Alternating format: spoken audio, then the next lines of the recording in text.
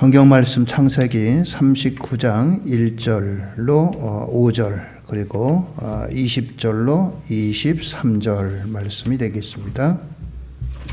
창세기 39장 1절로 5절 그리고 20절로 23절 말씀이 되겠습니다. 제가 봉독해 드립니다.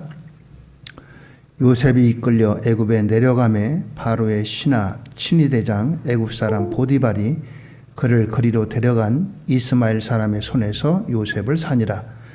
여호와께서 요셉과 함께 하심으로 그가 형통한 자가 되어 그의 주인 애굽 사람의 집에 있으니 그의 주인이 여호와께서 그와 함께 하심을 보며 또 여호와께서 그의 범사에 형통하게 하심을 보았더라.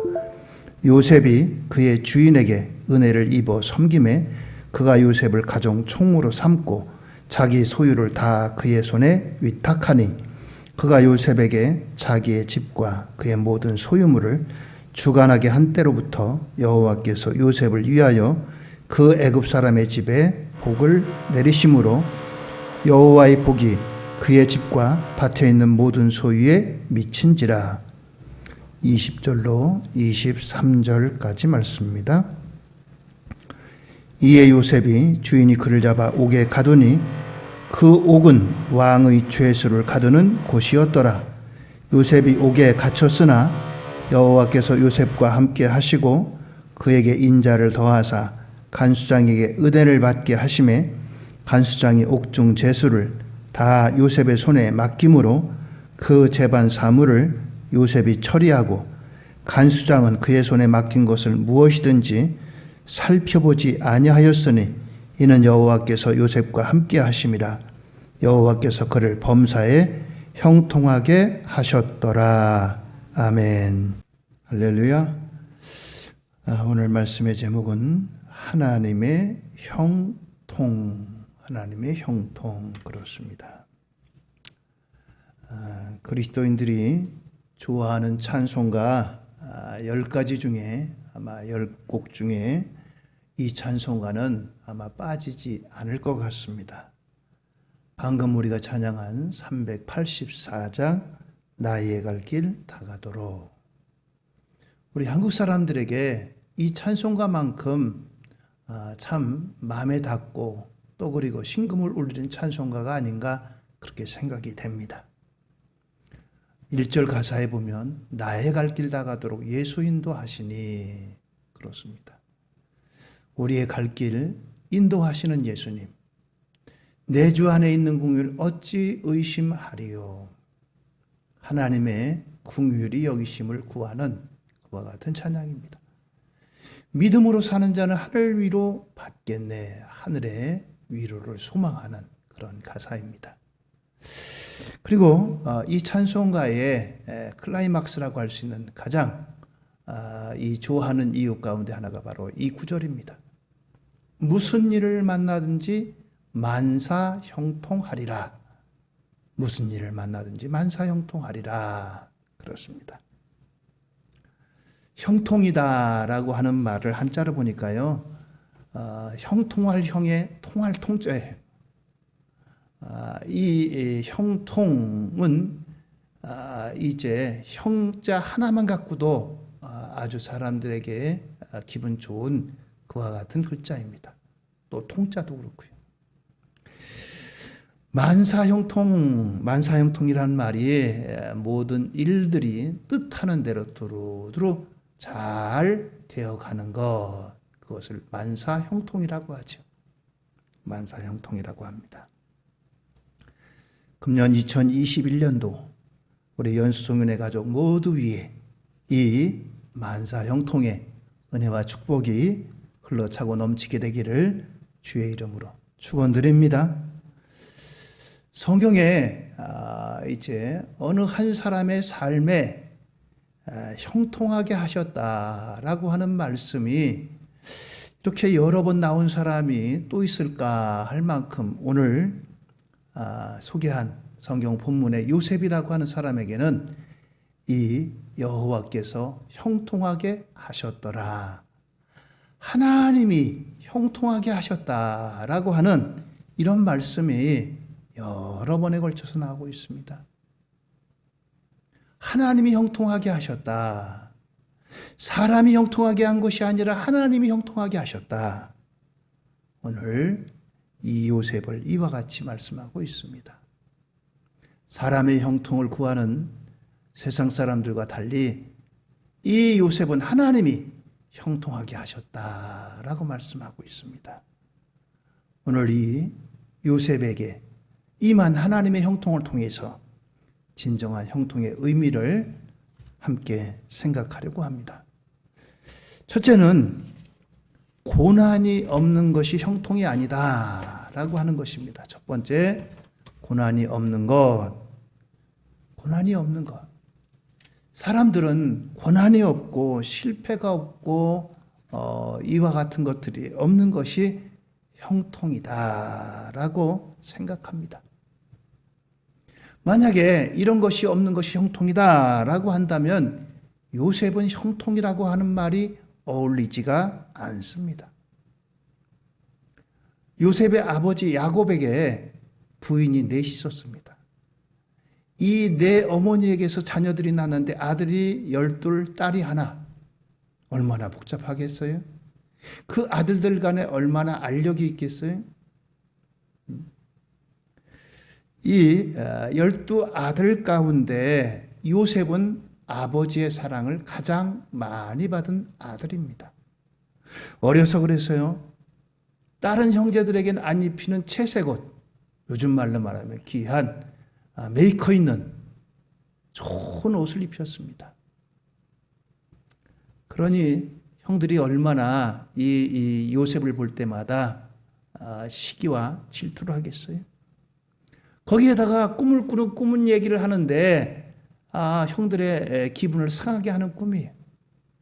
자기는 가운데 서 있고 형들이나 아버지나 어머니가 전부 다 자기한테 전한다는 그런 이야기를 합니다. 이야기를 들을 때마다 형들의 분노 게이지는 올라갑니다. 차곡차곡 쌓았다가 마침내 기회가 돼가지고 이것을 폭발하죠. 그래서 이 형들에 의해서 요셉은 어린 나이에 이제 애굽이라고 하는 나라의 종으로 팔려갑니다.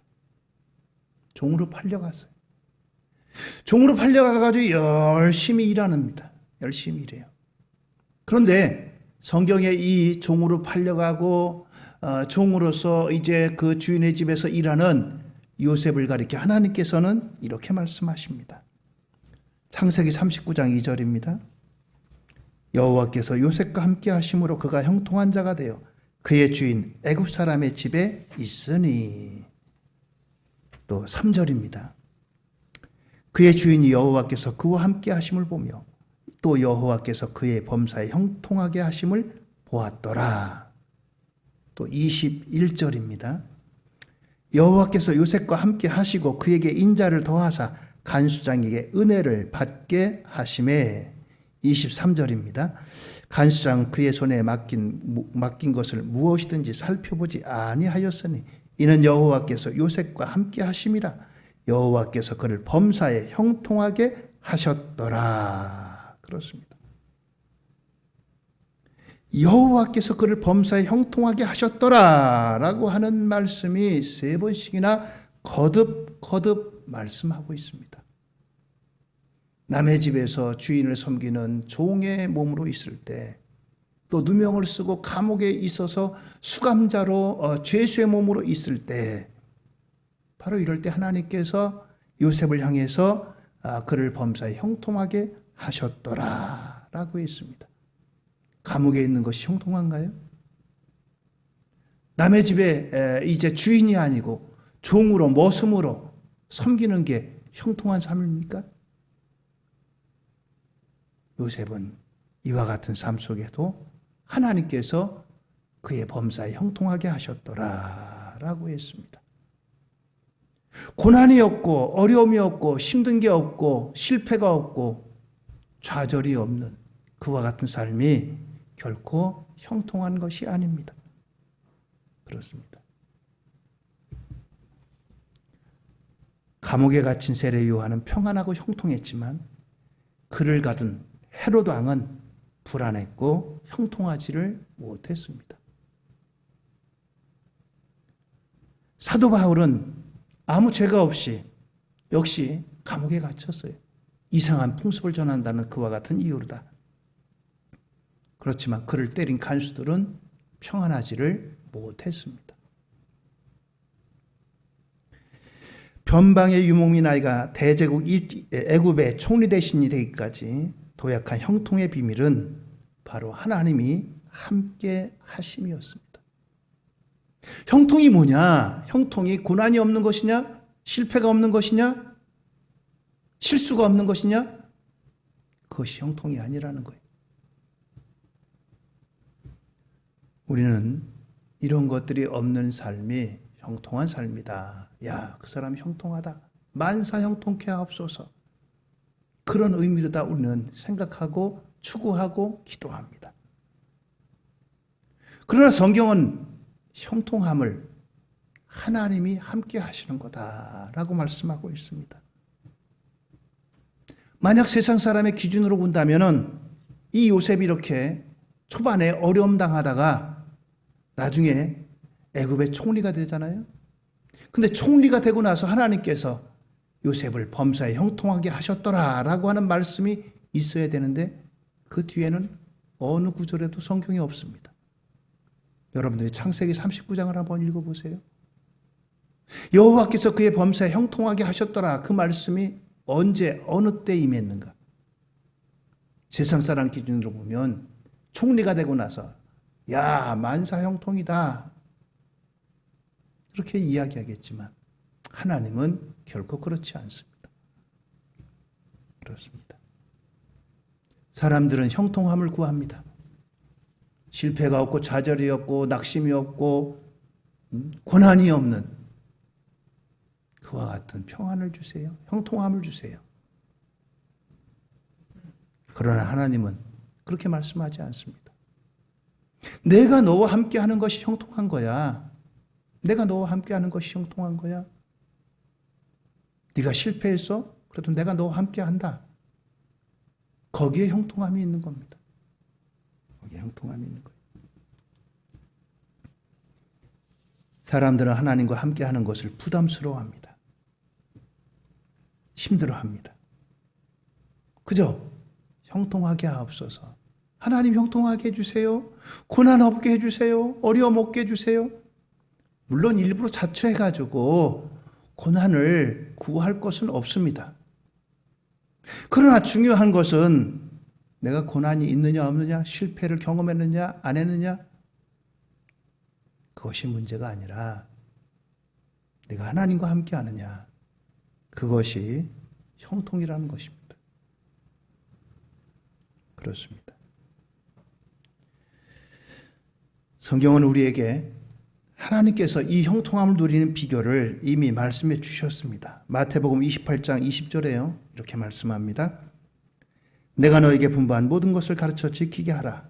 볼지어다 내가 세상 끝날까지 너희와 항상 함께 있으리라 하시니라. 아멘. 그렇습니다. 주님의 말씀에 부르심에 응답하고 그 말씀에 순종하고 가르치는 사람에게 임재의 약속이 바로 함께합니다.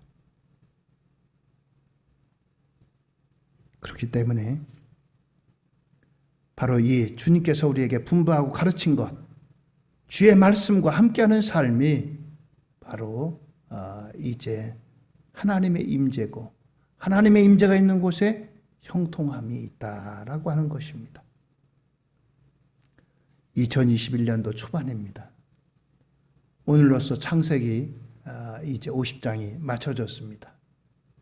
성경 통독 시작하지 않으셨으면 지금이라도 늦지 않습니다. 분량이 얼마 안 나갔어요. 빨리 지금이라도 시작을 하세요. 바로 말씀과 함께 하는 것이 하나님의 임재를 구하는 가장 빠르고 정확한 비결입니다. 하나님의 말씀 없이는 하나님과 함께 할 수 없고 하나님의 임재가 있을 수가 없기 때문입니다. 그렇습니다. 두 번째로 하나님의 형통은 뭡니까? 두 번째 하나님의 형통이라는 것은 나 혼자 잘 되는 것, 나 혼자 잘 되는 것, 이것이 형통이 아니다라고 하는 것입니다. 두 번째, 나 혼자 잘 되는 것이 형통이 아니다라고 하는 거예요. 내가 잘 돼야지 형통한 것 아닌가요? 물론 그것이 성경적인 형통의 일부이긴 합니다만 전부는 아니라는 거예요. 성경적인 형통은 뭐냐? 하나님의 형통은 뭐냐? 나는 물론이고 나만 아니라 나 때문에 이웃까지 주변까지 잘 되는 것, 그것이 형통이다라고 하는 겁니다. 그렇습니다. 하나님 나만 잘 되게 해주세요. 하나님 나만 형통하게 해주세요. 다른 사람들은 다 잘못되고요. 나만 형통하면 됩니다. 그것이 아니라는 거예요. 창세기 39장 4절에 이렇게 말씀합니다. 요셉이 그의 주인에게 은혜를 입어 섬기매 그가 요셉을 가정 총무로 삼고 자기의 소유를 다 그의 손에 위탁하니. 그렇습니다. 요셉이 그의 주인으로부터 인정을 받습니다. 요셉을 그래서 여러 종들 가운데 이 요셉을 사간 사람이 어떤 사람이냐면 애굽의 왕을 보좌하는, 요즘 말로 말하면 경호실장의 집입니다. 보디발이라고 하는 사람이. 경호실장은 지금도 아마 장관급 내지는 차관급일 거예요. 권세가 엄청납니다. 그러니 그 집에 종이 얼마나 많겠어요? 그 많은 종들 가운데 가장 이제 우두머리로 이 요셉을 삼습니다. 자, 그런데요, 이 요셉을 가정 총무로 삼으면서 어떠한 복이 많으냐? 5절 말씀입니다. 39장 5절입니다. 그가 요셉에게 자기의 집과 그의 모든 소유물을 주관하게 한 때부터 여호와께서 요셉을 위하여 그 애굽 사람의 집에 복을 내리심으로 여호와의 복이 그의 집과 밭에 있는 모든 소유에 미친지라. 아멘. 누구를 위해서요? 요셉을 위해서. 그 주인을 위해서가 아니라 요셉을 위해서 요셉이 주관하고 요셉의 손이 닿는 그 모든 소유물, 그의 책임 하에 있는 모든 것들을 하나님께서 복을 주셨는데 그의 집, 밭, 모든 소유에 이와 같이 복이 임하였다라고 하는 것입니다. 누구 때문에요? 요셉 때문에. 요셉을 축복하시니까 요셉이 주관하고 있는 그 모든 것들이 복을 받는 것입니다. 그렇습니다. 이 요셉은요, 이 애굽의 시위대장 보디발뿐만 아니라 이 요셉이 애굽의 총리가 돼가지고요, 애굽이라고 하는 나라 전체가 복을 받았어요. 여러분들도 아시다시피 요셉이 그 바로가 꿈을 해몽하잖아요. 바로가 꾼 꿈이 뭡니까? 7년 동안의 풍년이 있고 7년의 흉년이 있을 거라는 거예요. 그래서 요셉이 7년의 풍년 동안에 매해 그 수확물의 5분의 1을 저장해 두었다가 흉년 때 그것을 풀어라. 흉년 때 그것을 사용하라. 그거예요. 그의 말대로 이제 풍년, 흉년 때에 곡식을 저장해 두었다가 흉년 때 풀었더니 값이 엄청나게 뜁니다. 20kg 쌀 한 푸대가 옛날에 한 5만 원 한다면은 10만 원, 100만 원 이렇게 하더라도 사람들이 살려고 줄을 서는 거예요. 비싸게 팔고서 이 요셉 때문에 큰 부자가 되고 또 이제 사람들이 갖고 있는 땅을 다 내놓게 됩니다. 그 모든 것들이 바로 바로의 것들이 되고 애굽의 것들이 돼요. 애굽이 복을 받습니다. 세상 사람들은 자기 혼자만 잘 되면 형통하다고 사람들이 여기고 부러워합니다. 그렇게 치자면 세상에서 가장 형통한 사람들은 그리스도인들이 결코 아닙니다. 2020년도에 코로나19 때문에 많은 사람들이 힘들어하고 어려워했습니다. 직장을 잃고 사업이 안 되고 문을 닫고 얼마나 어려웠어요. 그런데 그런 와중에도 잘 되는 업종이 있습니다. 잘 되는 업종이 있어요. 배달업이 잘 되고요. 여러분들 온라인업이 잘 되고요. 가전업체가 잘 된대요. 집에 있는 시간들이 많으니까 텔레비전이라든가 이런 것들 보는 시간이 많아지니까 텔레비전을 기왕이면 좋은 거 갖다 놓자. 학생들이 집에 있는 시간이 많으니까 게임하는 시간이 많아져요. 게임 업체가 잘 됩니다. 코로나19 때문에 방역해야 되니까 방역 업체가 잘 돼요. 포털, 네이버라든가 다음이라든가 이런 거 SNS 사람들이 많이 사용하니까 여기가 올라갑니다. 그런가 하면 우리나라의 반도체 업체가 잘 됩니다. 반도체 안 사용하는 데가 없잖아요. 컴퓨터라든가 모든 모든 이제 부품에 사용하는 이제 반도체가 날개 달린 데 팔립니다. 그렇습니다. 한쪽에서는 힘들어가지고 정말 어려워하는데 한쪽에서는 크게 이제 소리내서 웃지 못하지만 웃는 그런 업체도 있다는 거예요. 그렇습니다. 어떻게 보면 그거는 많은 사람들의 희생의 대가로 그렇게 잘 되는 겁니다. 그래서 미국 같은 데는 풍요세를 거둔대요. 코로나19로 어려운 사람들을 위해서 오히려 더 잘된 업체들, 그런 사람들에게 세금 더 걷어가지고 그 사람들에게 주겠다. 우리나라도 일부 그런 얘기가 있습니다. 어떻게 될지 모르겠어요. 그렇습니다. 나만 혼자 잘 되는 거, 나만 잘 먹고 잘 살고 그게 형통이다. 그런 생각을 버려야 됩니다. 함께 잘 돼야 돼요. 함께 잘 돼야 돼요. 1992년에 미국 LA에 흑인 로드니 킹을 구타해가지고 흑인 폭동 사태가 벌어졌습니다. 한국 사람이 이제 잘못해가지고 이 사태가 벌어졌는데 많은 한국 상점들이 부서지고 있었습니다. 한국인들 다 때려부시자.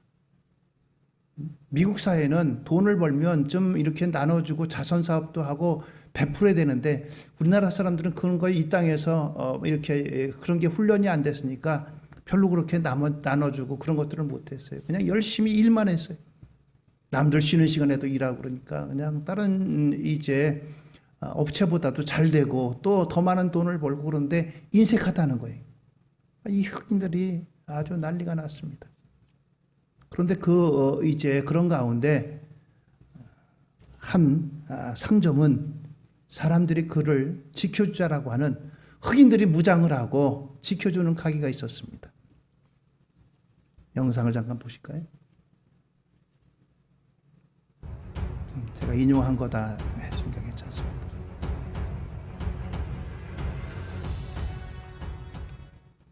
과거 LA 폭동 당시 흑인들이 지켰던 한국인 마마를 아시나요? 현재 미국 인종차별 시위가 격렬해지면서 많은 한인 상점들이 피해를 입고 있습니다. 또다시 벌어지고 있는 이런 사태를 두고 과거의 LA 폭동 사건이 회자되는데요. 1991년 3월 16일 15세 흑인 소녀를 강도로 인한 한인마켓 주인 두순자 씨가 우발적으로 총을 쏴 살해한 사건이 벌어지면서 흑인들의 분노는 한인들에게까지 향하게 됩니다.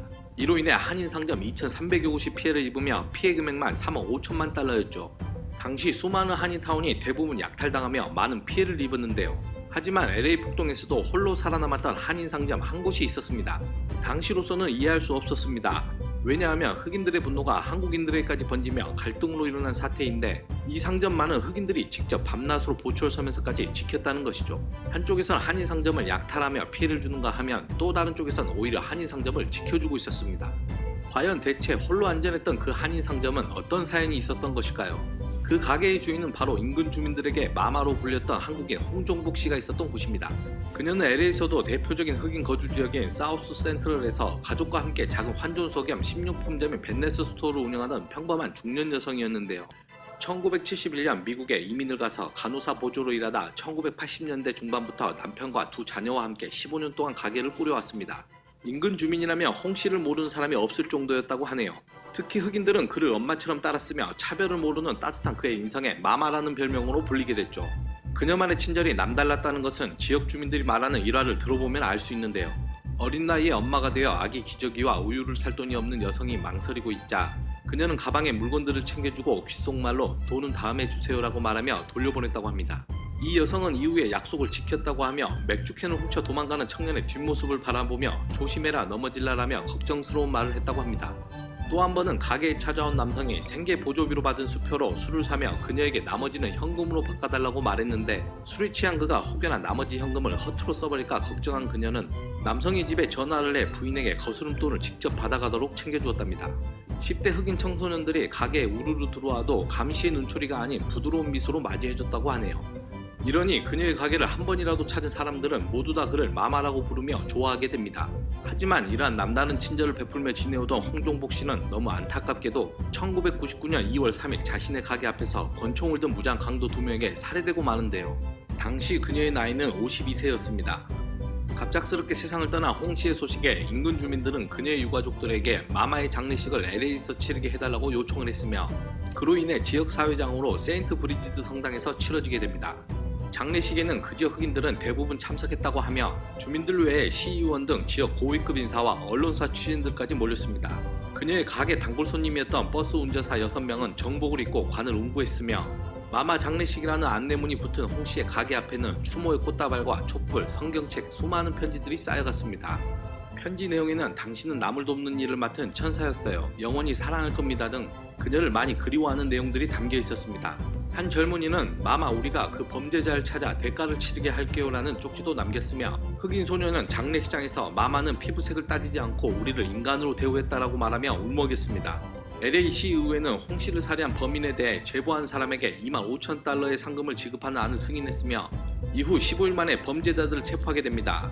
경찰 측은 주민들이 적극적으로 증언하고 수사에 협조하면서 빠르게 용의자를 잡을 수 있었다고 설명하기도 했죠. 과거와 현재, 앞으로도 인류에게 있어 풀어나가야 할 숙제인 인종차별 문제. 나이와 성별, 인종차별 없이 그저 인간에 대한 배려와 존중을 보여준 홍종복 씨를 다시 한번 떠올리게 되는 것 같습니다. 오늘의 소식은 여기까지입니다. 이상 월드투비였습니다. 시청해주셔서 감사합니다. 그렇습니다. 자신만이 아니고 이웃을 배려할 수 있는 이와 같은 이제 일 때문에 그는 죽어서도 존경받고 많은 사람들의 아픔, 그 마음을 달래줬던 그와 같은 삶을 살았습니다. 나만 혼자 잘 되고 잘 먹는 거, 그것이 결코 형통이 아니라는 것이죠. 오늘 우리에게 있어서 무엇보다도 가치관을 바꿔야 될 때입니다. 세 번째는 내 계획대로 되는 것, 마음먹은 대로 되는 것. 아까 맘사 형통이 마음먹은 대로 잘 풀려나가는 것 그랬잖아요. 계획대로 되는 것, 마음먹은 대로 되는 것. 이것이 형통이 아니다라고 하는 겁니다. 그렇습니다. 요셉의 계획 속에 애굽의 종으로 팔려가는 것이 계획으로 있었을까요? 내가 17살 되면 애굽의 종으로 팔려가야지. 팔려가려면 어떻게 할까? 형들에게 미움을 좀 사야 되겠지. 계획이 있던 것이 아닙니다. 또 거기다가 그 집에서 내가 어떻게 하면 감옥에 들어가지? 주인에게 어떻게 하면 미움을 받지? 주인의 아내를 범하면 내가 감옥에 들어가겠다. 이것은 결코 요셉의 계획에 있던 것들이 아닌 것들입니다. 요셉이 계획한 일들이 결코 하나도 없습니다. 애굽의 종으로 팔려가는 것, 또 이제 정치범들이, 흉악범들이 가득한 감옥에 들어가는 것, 요셉의 계획 속에는 없던 것들입니다. 그렇습니다. 그런데 이런 일을 당했어요. 그것도 누명을 쓰고요. 요셉이 성실하게 주인을 섬겼지만 주인의 아내의 유혹이 찾아왔습니다. 젊은 나이에 뿌려치기 힘들지만 뿌리쳤어요. 자기의 이제 사랑을 이제 외면한 요셉 젊은이를 도리어 누명을 뒤집어 씌우죠. 그래서 감옥에 들어갑니다. 이 사람을 가리켜서 누가 형통하다고 하겠어요? 야, 저 사람 참 형통하다 말할 수 있겠습니까? 불통도 이런 불통이 없죠. 만사불통입니다. 만사불통. 아이고, 지지리도 안 풀리지. 지지리도 막히네. 불통이네, 불통. 그렇습니다. 하나님의 형통, 성경이 말씀하는 형통, 내 계획대로, 내 뜻대로, 내 마음먹은 대로 척척척 이루어지는 것, 그것이 결코 아니라는 거예요. 우리는 인생 살아가면서 내 마음대로, 내 계획대로 되어지는 일보다 내 마음과 다르고, 내 계획과 다르고, 내 뜻과 다른 이런 일들이 더 많은 것을 보게 됩니다. 그렇습니다. 내 계획대로 된다면 얼마나 좋겠어요? 내 계획대로 안 됩니다. 그런데 이것 때문에 여러분들 좌절하지 마세요. 시험에 들지 마세요. 예수님이 계획하에 내가 십자가 져야 되겠다 하신 건 아니잖아요. 오죽하면 겟세마네 동산에서 아버지 할 수만 있으면 이 잔을 내게서 거두어 달라고, 이 고난을 피하게 해달라고 기도하셨어요. 그렇습니다. 오늘 시대에 형통은 사람들이 어려서부터 꿈꾸고 마음먹은 대로 되는 것을 형통이라고 이야기합니다. 그러나 그리스도인들의 형통은 바로 이와 다릅니다. 하나님의 형통은 별로 이와 같은 것들이 아닌 것입니다. 세상의 형통으로 재단한다면 요셉은 결코 오늘 본문 말씀에 보면 형통한 게 하나도 없습니다. 불통한 사람입니다. 그런데 하나님은 그의 범사에 형통하게 하셨더라. 형통하게 하셨다. 말씀합니다. 여러분들은 어느 편을 선택하시겠어요? 사람의 형통이 있고 하나님의 형통이 있습니다. 어느 편의 형통을 구하시겠습니까? 아이고, 하나님의 형통하려면 얼마나 힘들어. 난 사람의 형통이 좋아.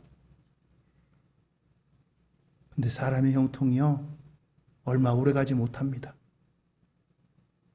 그 끝말이 결코 좋지 않아요. 하나님의 형통이 과정에 힘들고 어렵고 그렇지만 그 하나님의 형통이야말로 정말 복된 형통이라는 사실입니다. 자기 마음 먹은 대로, 자기 뜻대로 그렇게 산 존재가 있다면 그것은 마귀입니다. 마귀는 우리에게 너 마음대로 살아, 네 뜻대로 살아, 네 계획대로 살아. 그러나 우리는 내 마음먹은 대로 사는 것이 아니라 하나님의 뜻대로 사는 사람들입니다. 베드로전서 2장 9절에 말씀합니다. 그러나 너희는 택하신 족속이요 왕 같은 제사장들이요 거룩한 나라요 그의 소유가 된 백성이니 이는 너희를 어두운 데서 불러내어 그의 기이한 빛에 들어가게 하신 이의 아름다운 덕을 선포하게 하려 하심이라. 할렐루야. 그렇습니다. 성도는 하나님의 아름다우심을 세상에 전파하기 위해서 부르심을 받은 사람들입니다. 세상의 형통은 전부 다 나에게 집중되고 있어요. 나에게 고난이 있느냐 없느냐? 내가 마음먹은 대로 잘 되고 있느냐 안 되느냐? 내가 성공하고 승리하고 승진하고 내가 다른 사람들보다 앞서가고 내가 다른 사람들보다 더 많이 갖고 있고 내가 다른 사람들보다 더 건강하고 내가 다른 사람보다 더 많은 것을 누리고 여기에 형통을 두고 있습니다. 그러나 하나님의 형통은 결코 그것이 아닙니다. 그 사람이 어떠한 형편에 있든지 간에 어떠한 처지에 있든지 간에 하나님이 함께 하시느냐? 그렇다면 그 사람은 형통한 사람입니다. 2021년도를 시작하면서 여러분들은 지금 어느 편의 형통을 구하십니까? 하나님의 형통을 사모하고 하나님의 형통을 추구하고 하나님의 형통을 기도하는 저와 여러분들 되시기를 바랍니다. 거기에는 말씀이 함께해야 됩니다. 하나님의 말씀을 쫓고 하나님의 말씀과 함께하는 것, 그것이 바로 형통의 비결입니다. 2021년도 하나님의 형통이 우리 연송인의 가족들 모두 위에 풍성하게 임하시기를 예수님의 이름으로 축원을 드립니다. 할렐루야. 기도하시겠습니다.